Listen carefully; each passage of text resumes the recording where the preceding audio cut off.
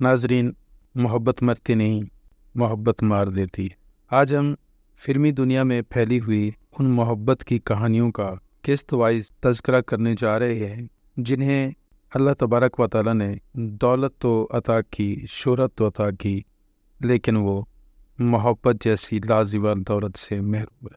मोहब्बत की कहानी में कहाँ ये मोड़ आते हैं कि जिनको दिल में रखते हैं वही दिल तोड़ जाते हैं। हमारी आज की इस वीडियो का मौजू है मधुबाला और दिलीप कुमार की नाकाम मोहब्बत की कहानी। नाजरीन, दिलीप कुमार और मधुबाला की नाकाम दास्तान मोहब्बत को जानने के लिए इस वीडियो के साथ आखिर तक जुड़े रहें। याद करती है किसी के इश्क में दुनिया लुटा कर, हम भी देखेंगे किसी के इश्क में दुनिया लुटा कर। 14 फरवरी 1933 को नई दिल्ली के एक पठान घराने में पैदा हुई। मधुबाला का असल नाम मुमताज़ जहां बेगम था। उन्होंने 1942 में सिर्फ 9 साल की उम्र में मुमताज़ बेगम के नाम से ही फिल्म बसंत से अपने फिल्मी कैरियर का आगाज़ किया। उस वक्त की मशहूर फिल्म साज देविका रानी ने उन्हें मधुबाला का फिल्मी नाम दिया। नाजरीन, देविका रानी ये वही मशहूर फिल्म साज हैं जिन्होंने 1944 में मोहम्मद यूसुफ खान को दिलीप कुमार का नाम दिया। नाज़रीन, मधुबाला इंतहा की खूबसूरत खातून थीं, लेकिन बदकिस्मती से बचपन ही से वो दिल के आर्जे का शिकार थीं। मधुबाला के दिल में बचपन ही से सुराख था, जिसके बारे में डॉक्टरों ने बता दिया था कि मधुबाला तवील उम्र नहीं पा सकेंगी। अपनी इस बदकिस्मती के बावजूद मधुबाला ने अपनी ज़िंदगी के 27 साल भरपूर अंदाज में बसर किए। यानी 27 साल तक, अपनी ज़िंदगी के 27 साल तक वो बचपन से लेकर जवानी तक ज़्यादा दुनिया पर राज करती रहीं, लेकिन उनके आखिरी 9 साल बड़ी कसम परसी और अजियत में गुजरे। मधुबाला की खूबसूरती का अंदाज़ा लगाने के लिए एक फिल्मी मैगज़ीन मूवी ने सन 1990 में हॉलीवुड की ऑल टाइम ग्रेटेस्ट एक्ट्रेसेस की मकबूलियत का सर्वे कराया था, जिसमें मधुबाला 58% लोगों के वोटों के साथ पहले नंबर पर रहीं। उनके आसपास कोई और नहीं पहुंच सका। इस सर्वे में नरगिस 13% वोट के साथ दूसरे नंबर पर रही थी। नाजरीन, मधुबाला को हमसे बिछड़े 55 साल हो चुके हैं, लेकिन आज भी वो अपनी खूबसूरती और निफासत से भरपूर अंदाज के लिए शोहरत रखती हैं। उनके मदह उन्हें जिस हकीकत के साथ याद करते हैं, उसकी दूसरी मिसाल आज तक नहीं मिलती।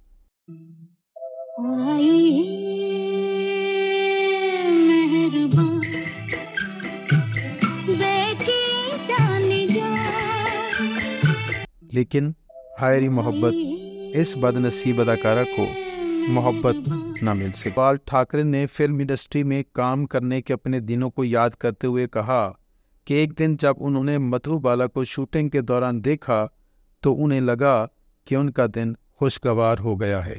शम्मी कपूर अपनी biography Shammi Kapoor the game changer में लिखते हैं कि मैं जानता था कि मधु किसी और से प्यार करती हैं, लेकिन उसके बाद भी मैं ये मानना चाहता हूँ कि मैं उनसे पागलों की तरह प्यार करने लगा था। उसके लिए किसी को मूर्त इल्ज़ाम नहीं ठहराया जा सकता था, क्योंकि मैंने कभी उनसे ज़्यादा खूबसूरत औरत नहीं देखी। ये शम्मी कपूर ही थे जिन्होंने अपनी सवाने उम्री में पूरा एक बाब मधुबाला के नाम कर दिया। इस चैप्टर का नाम feel madly in love with Madhubala है। सन 2011 में शाये होने वाली इस खुदनविश्त में शम्मी कपूर ने लिखा है कि आज 60 साल के करीब मधुबाला को हमसे बिछड़े हो चुके हैं, लेकिन इसके बावजूद जब भी मैं मधुबाला के बारे में सोचता हूँ तो मेरा दिल धड़कना भूल जाता है।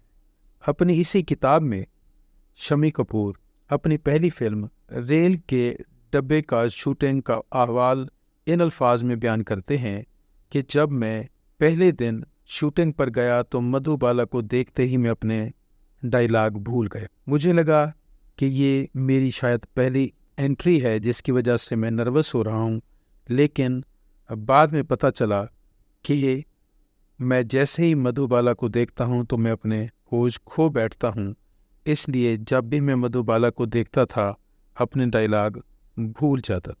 صرف 36 سال کی عمر میں اپنے زندگی کے آخری 9 سال اپنے گھر میں قید تنہائی پر مجبور رہنے اور صرف 66 فلمیں کرنے کے باوجود مدھو بالا نے وہ سب کچھ حاصل کیا جس سے وہ ہمیشہ کے لیے امر ہو گئیں، لیکن محبت نہ پا سکی۔ پیدائش کے وقت ہی مدھو بالا کے دل میں سوراخ تھا اور ڈاکٹروں کے مطابق انہیں اس بیماری میں کافی آرام کی ضرورت تھی، لیکن مدھو بالا کے والد نے انہیں ایک ایسی دنیا میں دھکیل دیا تھا جہاں انہیں مسلسل کام کرنا پڑتا تھا۔ حقیقت یہ ہے کہ مدھو بالا نہ صرف اپنے والدین بلکہ اپنے 11 بہن بھائیوں کے خاندان کی واحد روزی روٹی کمانے والی شخصیت تھیں۔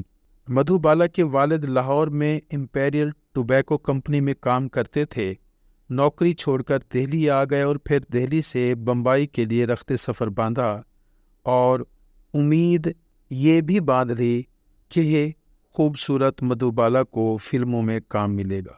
صرف 6 سال کی عمر میں مدھو بالا نے مایا نگری میں قدم جمانا شروع کر دیے، لیکن کچھ لوگوں کا کہنا ہے کہ مدھو بالا نے 9 سال کی عمر میں فلم انڈسٹری میں قدم رکھا۔ سن 1957 میں فلم فیئر میگزین کی طرف سے مدھو بالا کو ریکویسٹ کی گئی کہ وہ اپنے بارے میں کچھ لکھیں، لیکن مدھو بالا نے اس رسالے سے معذرت کی اور اپنے معافی نامے میں اس نے لکھا کہ میں خود کو کھو چکی ہوں، ایسی صورتحال میں میں اپنے بارے میں کیا لکھوں؟ مجھے لگتا ہے کہ آپ نے مجھے اس کے بارے میں لکھنے کو کہا ہے جسے میں نہیں جانتی۔ یعنی وہ اس بات کا اعتراف کر رہی تھیں کہ روشنی کی چکا چوند میں سانس لینے والا جیتا جاگتا حسن یعنی مدھو بالا اپنے آپ سے بھی بے خبر ہے۔ مدھو بالا کے باقول قدرت نے انہیں اپنے آپ سے ملنے کا وقت تک نہیں دیا تھا، اور جب وہ 5 برس کی تھیں تو کسی نے ان کے بارے میں نہیں پوچھا، اور اس کے بعد ان کا کہنا تھا کہ وہ فلمی دنیا میں آ کر اس قدر کھو گئیں کہ انہیں اپنی ذات تک یاد نہیں رہی۔ ان کا کہنا تھا کہ یہ فلم انڈسٹری نے مجھے پہلا سبق یہ دیا تھا کہ آپ کو اپنے بارے میں سب کچھ بھولنا ہوتا ہے، سب کچھ، خود کو بھی، پھر آپ اداکار بن پاتے ہیں۔ خدیجہ اکبر نے مدھو بالا کی فلمی زندگی پر ایک کتاب I want to live the story of Madhu Bala لکھی ہے۔ باقول خدیجہ اکبر، مدھو بالا اس وقت فلمی دنیا کی واحد فنکارہ تھیں جو وقت سے پہلے سیٹ پر موجود رہتی تھیں۔ اگرچہ صحت کی وجہ سے وہ زیادہ دیر تک شوٹنگ نہیں کیا کرتی تھیں، لیکن اپنے پورے کیریئر میں انہوں نے کبھی آؤٹ ڈور شوٹنگ میں حصہ نہیں لیا۔ اس کے باوجود مدھو بالا اپنے وقت کی ٹاپ اداکاروں میں سے ایک رہیں۔ ناظرین، اب ہم آتے ہیں اس ویڈیو کے اس مرکزی حصے کی طرف جس کے بارے میں میں نے ابتدائی سے بیان کیا ہے کہ محبت مرتی نہیں، محبت مار دیتی ہے۔ دلیپ کمار اور مدھو بالا کو رومانوی جوڑی سمجھا جاتا ہے۔ دونوں ایک دوسرے کی محبت کے اسیر تھے۔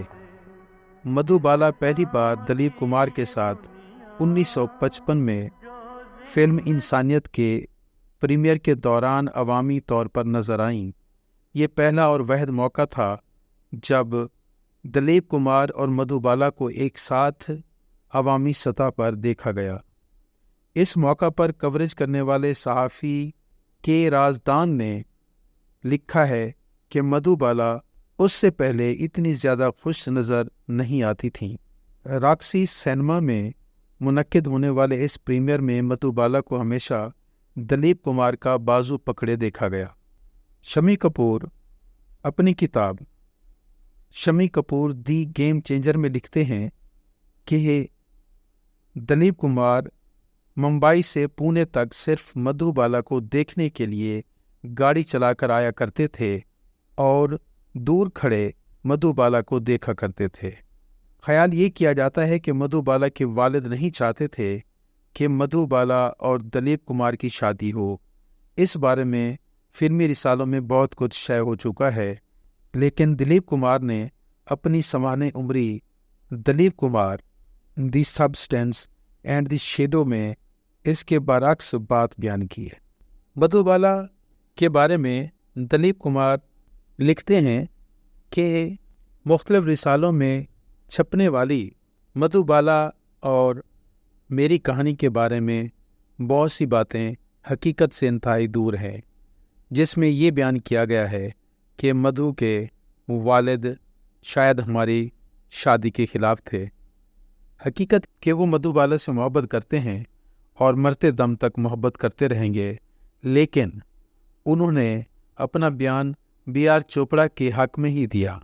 दलीप कुमार अपनी सवाने उम्री में लिखते हैं कि मैंने अपनी तरफ से मफाहमत के लिए बहुत कोशिश की, लेकिन कोई फ़ायदा नहीं हुआ और इस सारे मामले में B.R. चोपड़ा का मौक़िफ़ चूँकि दुरुस्त था, इसलिए मैंने उनकी तायद की।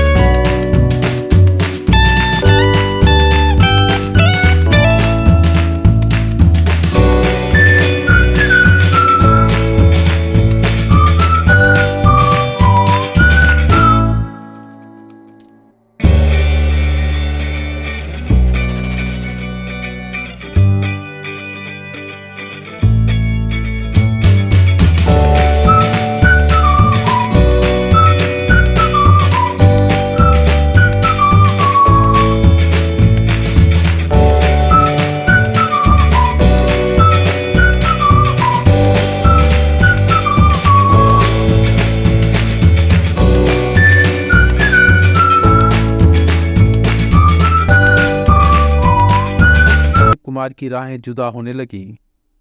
उस वक्त किशोर कुमार को पहली बीवी रूमा देवी से तलाक हुई।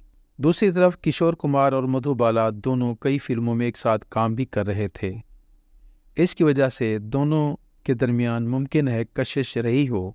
शायद यही वजह है कि 1960 में किशोर कुमार और मधुबाला की शादी हो गई। किशोर कुमार से शादी के फैसले ने मधुबाला को दलीप कुमार से अलहदा होने के मुकाबले में कहीं ज़्यादा सदमा पहुंचाया। किशोर कुमार को मधुबाला की बीमारी का इल्म तो था, लेकिन उसकी संगीनी का अंदाज़ा नहीं था। वो मधुबाला को इलाज के लिए लंदन ले गए, जहां डॉक्टरों ने जवाब दिया कि अब ज़्यादा से ज़्यादा मधुबाला सिर्फ 1 या 2 साल तक ज़िंदा रह सकेंगी। उसके बाद जब किशोर कुमार वापस आए तो उन्होंने मधुबाला को अपने वालिद और बहनों के पास छोड़ दिया और कहा कि वो इतने मसरूफ़ हैं कि अगरचे मधुबाला मुग़ल आज़म की रिलीज़ के फ़ौरन बाद शदीद बीमार हो गई थीं, लेकिन उनके काम वाली फ़िल्में अगले 4 साल तक भी रिलीज़ होती रहीं। Bollywood top 20 superstars of India ने मधुबाला के आखिरी दिनों की एक झलक पेश की। दलीप कुमार की बहन सईदा खान के मुताबिक उनकी मौत से एक दिन कबल उनकी मधुबाला से मुलाकात हुई थी। اور اس وقت تک ان کی خوبصورتی میں کسی قسم کی کمی نہیں آئی تھی، اور وہ دونوں دیر تک دلیپ کمار کے بارے میں بات کرتی رہی تھی۔ باقول سعیدہ خان کہ جیسے ہی دلیپ کمار کا ذکر آتا، مدھو بالا کی آنکھوں کی چمک تیز ہو جاتی۔ ان کے باقول اگرچہ طویل علالت کی وجہ سے مدھو بالا کا رنگ پیلا پڑ گیا تھا، لیکن ان کے چہرے کے نور میں کمی نہیں آئی تھی۔ لیکن شاید بیماری نے مدھو بالا کی خود اعتمادی کو کمزور کر دیا تھا، تبھی انہوں نے اپنے آخری دنوں میں میک اپ کرنا شروع کر دیا تھا۔ سپر اسٹار آف انڈیا میں فلم ڈائریکٹر شکتی سامنتا نے بتایا کہ وہ بھی مدھو بالا سے ان کی موت سے ایک دن پہلے ملے تھے اور وہ بہت زیادہ میک اپ میں تھیں، حالانکہ وہ اپنے پورے فلمی کیریئر میں بہت کم میک اپ کرنے کے لیے مشہور تھی۔ 23 فروری 1969 کو محض 36 سال کی عمر میں اس حسین اداکارہ کا انتقال ہو گیا۔ دلیپ کمار جب بھی کسی محفل میں مدھو بالا کا ذکر سنتے یا ذکر کرتے تو ان کی آنکھوں کے گوشے بھیگ جاتے۔